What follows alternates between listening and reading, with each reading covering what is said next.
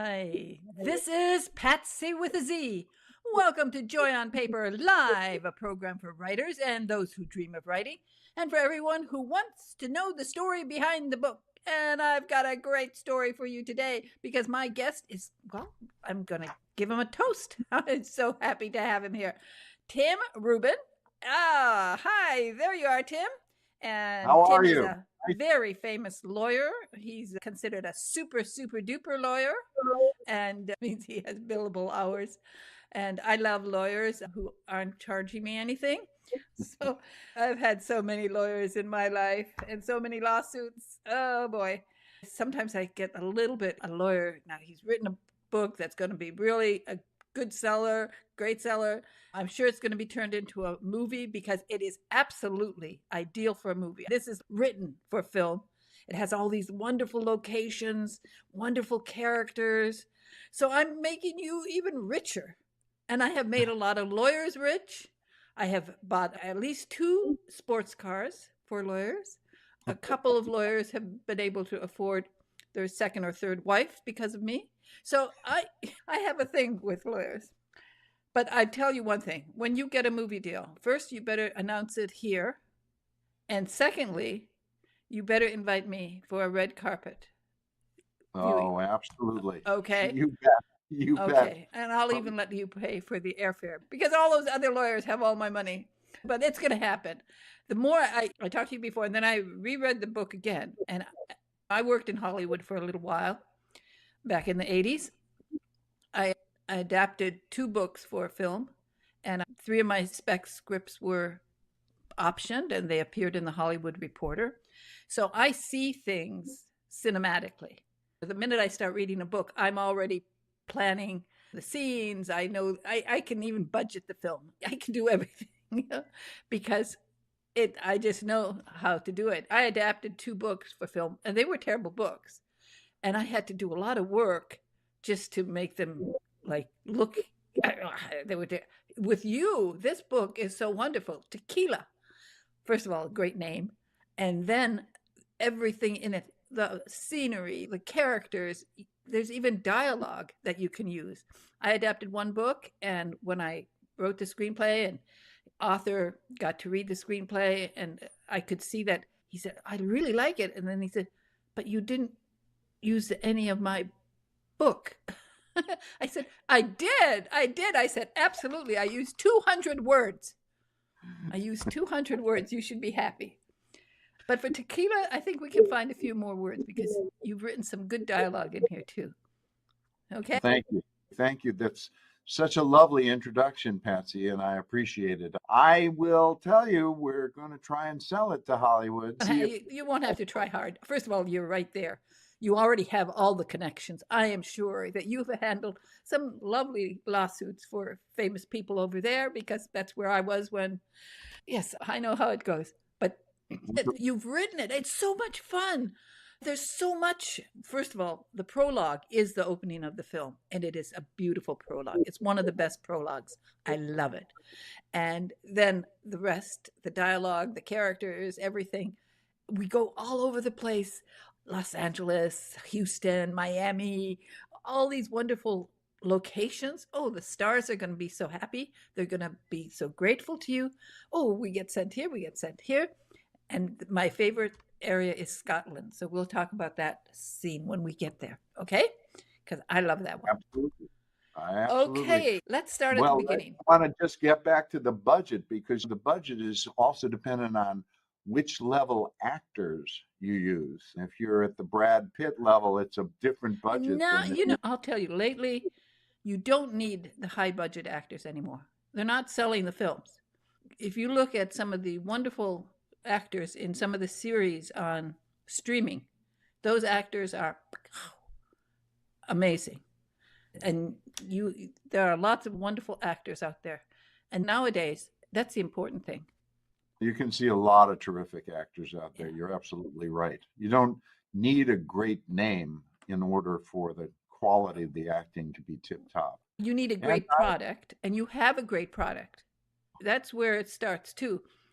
People have been overlooking the idea of having a good product. Like they just will film anything. As you've seen, some of the films with famous actors, and you look at it, and every fifth word is a bad word over and over. There's no dialogue. They're using bad language, bad language. You have good dialogue on top of everything else. And you need a good story. A And good you've got story. it. That's where you start, I think. I think when you're writing a book, you have to start with a story. Yeah. And you may have to build characters around that story, and sometimes that evolves. But I do think that I'm very plot oriented in the way I think. Definitely. And here's a nice little quote from Steve Berry. He's been on my program many times. I love him. I know his books very well. I think I've read every book he ever wrote. And of course, he says, a wonderful debut that definitely takes a wild ride on the perilous side. Okay, so that's great when Steve says that. And then we have Suzanne Shapiro Barash. She's a wonderful author. Also been on my program many times. Tequila offers us a love story, legal drama, and surprising plot twists. And that's from Susan, and she knows what she speaks of. And then, as if that wasn't enough, we have Ortho Eskin, also a guest. I was entranced. Isn't that nice? I was entranced from the first page to the last page. And that's true, particularly the prologue. It is so very good. Those are very nice comments, and I want to thank all three of them for taking the time to read it and being willing to comment on it. That was very kind of them, all three. Good people. Good Good people. authors. And they know the business. Let's talk about this prologue because it is so good. It starts off and you're introducing Sotero Ramirez. Sometimes people realize they need a prologue and then they go back and write it. Or did you start off with that prologue? The prologue is the first thing I wrote, in fact. So I actually started at the beginning. I think that sometimes as an author, you have to start somewhere and to get going. And I always think you have to start right at the outset because everything flows, or in my story at least, it all flows from the prologue. Prologue was something also I worked on a little bit more than other parts of the book. I spent more time on, maybe because it was the start. I even gave it to my at the time she was, I think, 16-year-old to read. I made her read it to see how she felt about it. So I was trying to get the reaction of a much younger person than myself to see if it was something that she could read, follow, understand, and appreciate. And I was delighted to say that she made a few word changes or suggestions for changes, but she did basically endorse it. And with the prologue, you have the beginning of the family. And you also have the beginning of the arc of the book because it's a book about success, love, and violence. The prologue has success, love, and violence in it. And so it creates the initial arc for the entire book and the concept of success and love and violence. And there's different kinds of success, different kinds of love. And yes, there's plenty of violence and different kinds of that from different sources. That was a good start, I thought. And then it allowed me to go to the next step, which was, of course, the first chapter, and move to the present, because the thing about Tequila is we move from past to present and then back to past. We move around purposely because that is my hope, to keep the reader's attention, to change locations, to change time periods, to change characters and what they're doing, and to keep it moving. Many of the chapters are short so that they're easy to breeze through, and then boom, you're in a different place in a different time. And I think that's fun. Tiro, once people meet him, once people read about him, they'll never forget him. The name Sotero and Tequila will always be in their minds. Of course, Tequila is a brilliant title. I don't think I've ever seen a book with that name, because so forevermore, Tequila will also be part of you. I didn't know there were different types of tequila. I thought they were all just strong, and that's it. I didn't know that you could be a connoisseur of tequila. They have tequila tastings down in Mexico, trust me. And occasionally you'll get them up here in Southern California. There are wide variety of producers and also, of course, four basic categories or types. And it's something that people do at parties even, Yeah, tequila tastings. Makes people will do everybody it. jolly. Yeah, and I think people will be having more tequila parties, and wherever there's a tequila party, big ones, you can make sure that they have your books to sell. And That would be great. exactly. I know in California they have the garlic festival and this festival and that festival. If they have a tequila one, you make sure you get there and you get to speak and sell your books and get the word out that there's a great book about tequila and so much more. Sounds like a plan to me. I'm always thinking about publicity. I'm always thinking about marketing. You can be a great writer, but you have to push yourself. And if you don't, nobody knows about you. You don't get anywhere. But you will. And of course, you're going to get a movie. This is going to be so much fun. So when we go back to the storyline, we have Sotero. And then now we're going to have three generations. And the one that it centers around is Maria. And Yes. so Deer starts off poor, working, working his fields with big dreams. And so, where are you going to Yeah, take everybody? he has big dreams to develop this special tequila, which he does, and he sells it and he creates a company, a family company. And the point of this is a family company, a company that he hopes will support his family for generations to come. But of course, there's some people who are not that happy about it and they challenge him. That happens in the prologue.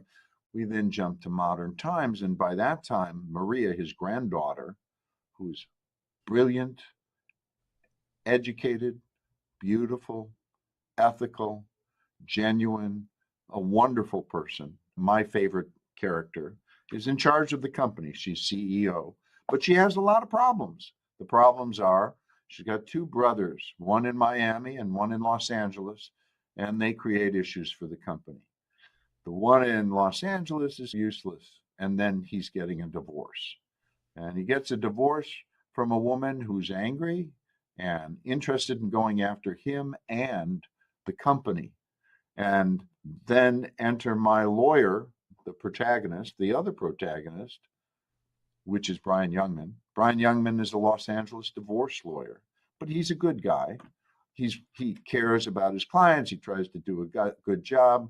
We see a lot of other lawyers who are not such good guys in the process. Anyway, he's initially adverse to Maria. Maria is, after all, the CEO of the company, and he's trying to get a big piece of the company for his client. So they're not essentially on the same page. But then, as the story evolves, they do meet, they do find themselves aligned, and they're aligned against the nefarious conduct of Maria's brother, Miguel, who is consummate evil. And evil, there's no question about it. I care about that. I want you to really dislike the evil character that I write about. So I make him pretty bad, just like I want you to love Maria, who is a paragon. She's fantastic. And Brian Youngman also. They have issues. They're not perfect people. Maria is uncertain about her actions in terms of the way she treats her brothers. She feels maybe she should have been a little bit stricter or more careful about what they were doing. She's uncertain about her being a mom. She feels very guilty that she hasn't given enough. And I suspect that there are many women out there that sometimes have that guilt. I haven't done enough for my kids. I want to do more.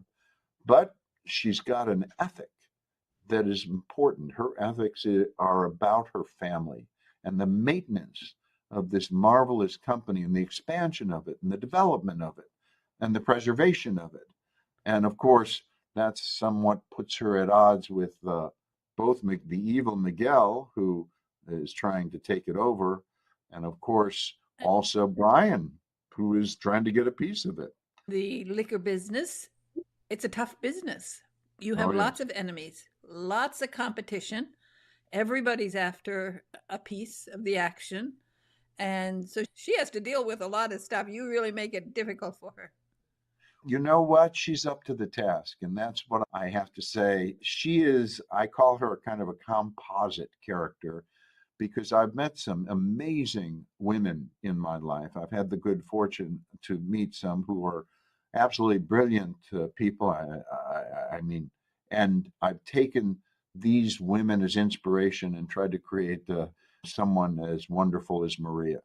And she is up to the task, and she's up to many tasks. She's a woman who does what needs to be done and is not afraid to do what needs to be done. And yet, she is polite and she's considerate. She's a great employer, kind to the people that work for her. She is a superstar. And Brian is a great character, no doubt, based on you. You know, your own handsome self and good looking guy, smart He is. lawyer. He's an LA. I'm not a divorce lawyer, but he is an LA lawyer, and he was a prosecutor originally, and then he decided to go hang his shingle. What he did was he didn't want to go into the big law firms and be some guy who spends his time just billing people massive amounts of fees and not really doing anything. So he wanted to do real things for real people at reasonable rates. And he became successful, and he ended up being divorce lawyer in part because he got divorced himself. So there are some parallels. I say Brian is not James Bond, but he can handle himself. He's Exactly. a fan of studied judo for his whole life and is pretty capable in that way, and that helps him out a little bit during the story. And he also is a guy who wants to do good in his life. And in a sense, that's one of the things that sometimes puts him at odds with someone like Maria. Maria is pro-family. Brian is pro-justice. Both are good things, but sometimes they collide. And that's what happened a little bit in this story. Definitely. And so there are many characters in the book that I like. Of course, as you said, Maria is I think, for me, Sotero first and then Maria. But we get to Scotland. And I must say, I love the Scotland part because, first of all, I love a Scotsman. I spent a lot of time in Scotland when I lived in England. We used to go to Scotland often. So I know it very well and I love it. And I just love being around the Scottish people. I love the accent. So Jamie is one of my favorite characters. And of course, we also get a lot of action in the Scotland part, which is great for a film. I like Scotland myself. I loved being there. I loved the people. I loved playing golf there. I loved tasting their scotch because you talk about tequila tastings. There are Scotch tastings too in Scotland. Of course, the thing about Jamie McDonald, which is the character in the book, is he's a big, strong guy. And he is doing some of the same things that Maria is doing in the sense that he's trying to make the business of making whiskey work. And he runs into a little bit of trouble because, of course, financially, sometimes it's hard to make a big old farm work so that you can be profitable. And so he's got his own challenges that he struggles through, but he ends up being a really important, pivotal character in a number of ways. And I am expecting that he will be even more important in my sequel that I'm planning. So Oh, good. When I started the book, in a way, it was a downer for me because I thought, oh, a book set in Mexico and it's not my favorite location.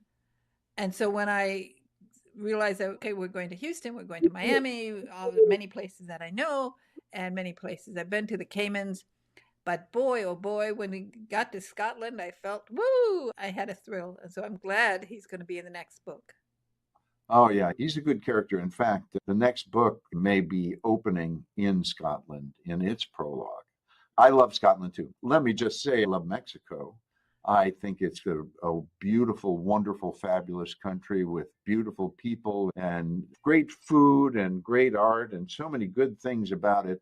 Unfortunately, it has that kind of cloud over it with the cartels. That has impacted it terribly, and I'm so sad for that because Mexico, which is adjacent to California, it's next to San Diego, a rich, vibrant area, and it could be everything that Southern California is if it didn't have that problem, that set of issues. It still is a wonderful country. I've been to Mexico many times, as I have been to Scotland and also all over the Caribbean. This is the fun places to go, and I hope that some of what Tequila does for those who read it is inspire them to travel, to go to many of these places because they're worth the time and the visit if you have the time and the money to get there and enjoy it. If you're stuck in your home, it's okay. Read Tequila and That's right. Read Tequila. You're getting a lot of travel with Tequila. And That's it right. might inspire you. And particularly if you're thinking of a trip, Scotland is one of my favorite places to go. It is really wonderful. What hotel do you stay in when you're in Edinburgh? Oh my gosh. I can't even remember the hotels. It's a good question. I can't give you the recommendations that I'd love to. The George Hotel. That's my favorite. It's an old hotel and it's fantastic. And the service is tremendous. I think I have stayed there too, actually. Yeah, I'm Yes. sure you Very have. nice. Everybody who goes there. Edinburgh is a wonderful place. But of course, when I go to Scotland, I have to play golf. Oh, And yeah. But next and time, if you ever go to Edinburgh, they have now opened Robert Louis Stevenson's house. So you can book there and you can actually sleep in the bedroom where Robert Louis Stevenson slept. oh, how fun. Yeah. Absolutely. That's great. And as I say, since I play golf, and one of the things you have to do is you have Oh, to plan your golf along the way. I played at the old course, if you've heard of that, and that's a marvelous place to play. at Robert Louis Stevenson's house, they have a room where you can have a book signing and That's brilliant. Perfect. And then a good excuse to go to Scotland. Like that. it's tax deductible. Did you have fun writing that scene, the one in Scotland? Because it is going to be so great on the screen. Oh, yeah. That is one of the things I had in my head, the panoramas that you'd have in these different locales, because of course, the Scottish landscape is magnificent. It's strong, it's powerful, and it's gorgeous. So I had that in mind, just like the panoramas in the Caribbean and in the Gulf of Mexico. They're absolutely spectacular views. So that's one of the things I think would make this so much fun if you get to have some of the views of these different locales. Some of the shows today are semi travel logs. They tend to show the beauty and the splendor of these different locations. In Tequila, we have a lot of them. It's not just one place. And so I'm hoping that if we get it sold and we get someone interested in doing the mini series or whatever it is, they do have the budget to move around and get some of these shots. It's funny, we're talking about going back again to Scotland in the next year or so. And in one of the debates is, do you go there or to go to Ireland, another absolutely gorgeous locale. So be active in your life and do new things and try new places. And I haven't been to Ireland, but I've been to Scotland. We'll see where we go. Oh, you'll love Ireland. I think it's the sexiest accent. When I remember when I first went to Ireland, oh, that is such a sexy accent. That's so sexy. When I think about writing, is so much fun. And you came to it, you had the idea to be a writer, but of course you were having billable hours. Did you ever bill 80 hours in a week?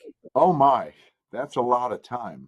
And by the way, the only way you would bill that kind of time is if you're actually in jury trial, which I have spent time in jury trial. And when you're in jury trial, you're definitely billing 10, 12, even 14 hours in a day because you're working from the moment you get up, you're working until in the evening. And that's heavy billables, very hard to do. And then the weekends come and you still are working on the weekends. But when I would have a jury trial that extended over weeks, I'd have to take Saturday off just to recharge and sleep. So I don't know if I got up to 80. I didn't ever do that count, but that's the only time that you should do that. And this is something that I think about young lawyers. In many of the big firms, they're encouraged to put in really massive hours. And I think that's dangerous and not as good for young lawyers as, or not good for anyone really, because it makes you unbalanced. It makes you narrow-minded, and it really is not going to allow you to ultimately grow as a human being. And to be a good lawyer, I think, I think you have to not just know the law, but you have to know people. And I think that you can make a better judgments for your client and get better results in the long run all the way around. I like Brian a lot. Brian Youngman is a nice guy. As you say, he's ethical. Maybe through fault, I don't know. You can make that May- decision yourself. Yeah, and of course, that's what makes the book fun because the parts where you have him working or thinking about all the things he's going to do, it feels real. He knows what he's doing. Sometimes in books, they'll have a lawyer character, but the lawyer doesn't know what they're doing. But you write a very realistic legal side too, on top of everything else. That is something I do know a lot about. So Yeah, that, I at think so. least in that sense, I'm well qualified, you might say, to write about a lawyer. Yeah, absolutely. Absolutely. Because you've had all sorts of cases, different types of cases. I don't know how young people, like in their early 20s, can write. I admire that they make the efforts, but for me, I think you have to live a bit of life and have more years behind you to write persuasive, real characters. Because how many characters have you met by the age of 25, for example?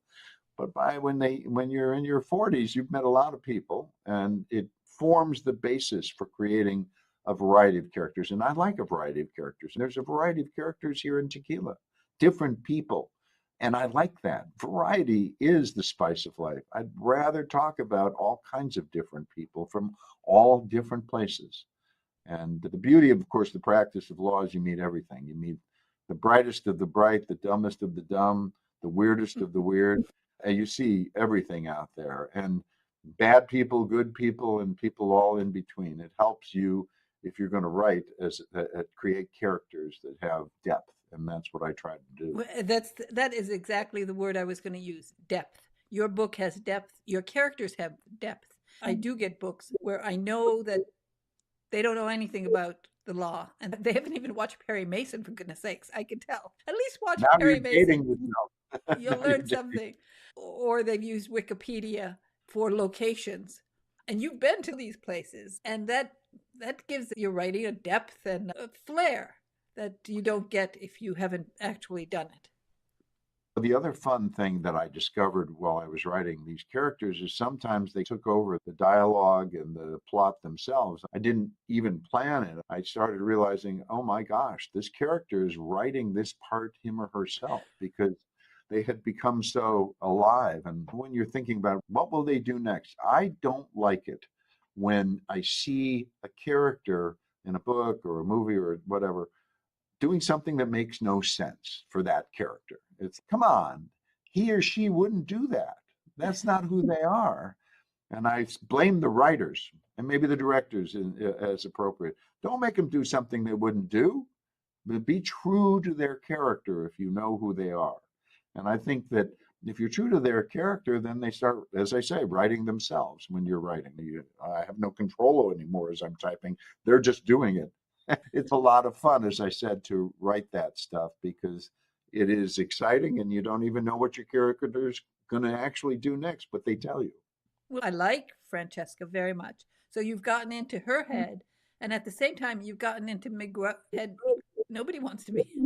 No, Miguel is, as I say, I go back to when I was a kid and I watched Flash Gordon, and Flash Gordon was the good guy, and there was a guy named Ming the Merciless. Well, is there any doubt that Ming the Merciless is the bad guy? A good guy and bad guy. And I like creating a purely bad guy. And when you think back on some of the great characters that have created bad people, they're wonderful characters. They're horrible people, and I want you to hate them. And I certainly did. And I want the reader to say, I never want to do anything like this person. I never want to be like this person.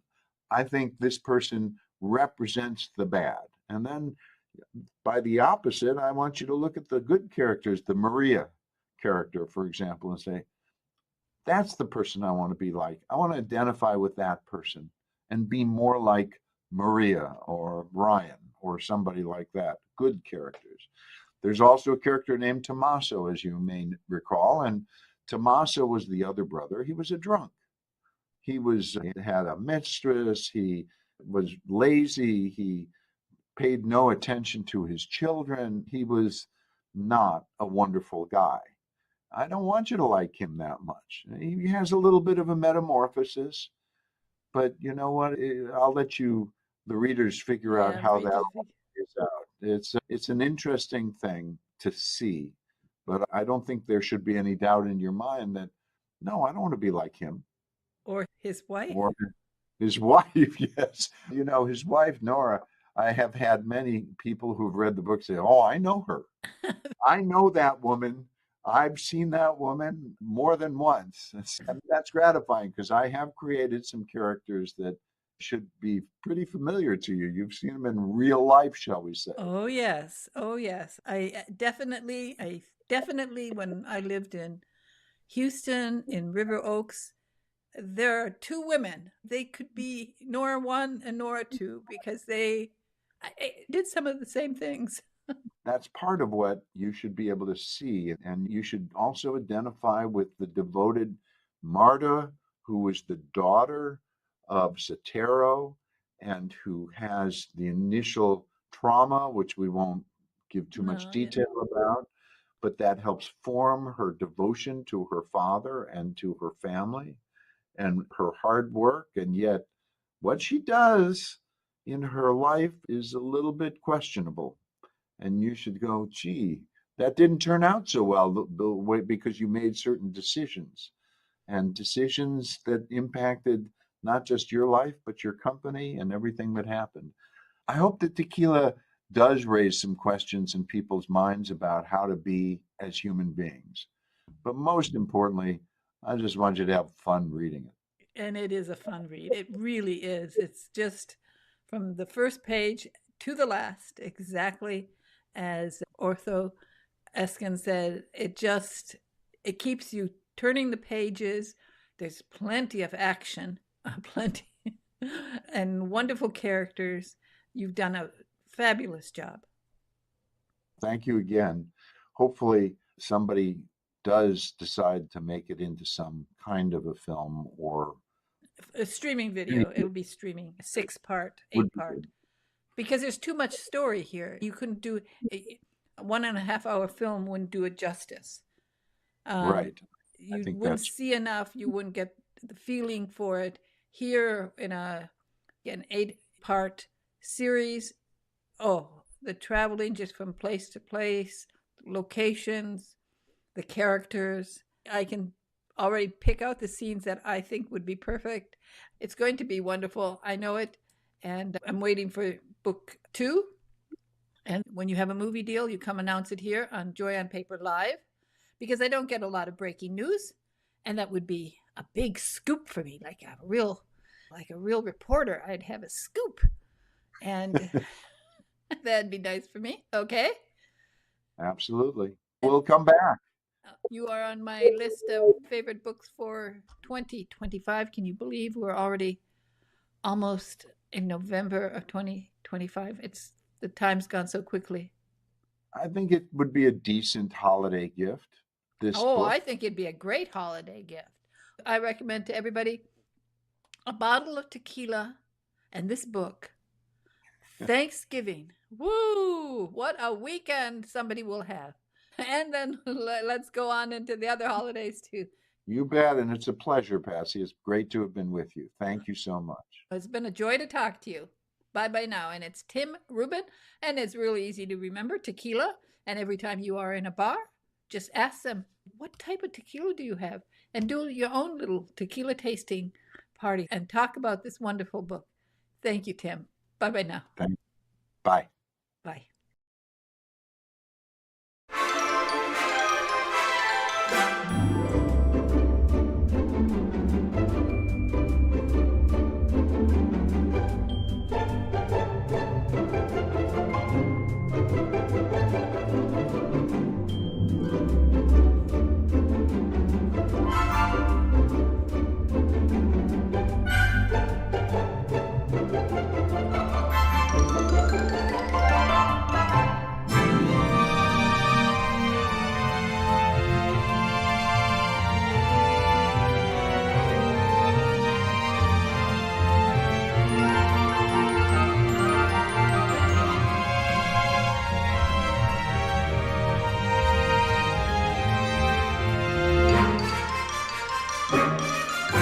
Just ring that bell.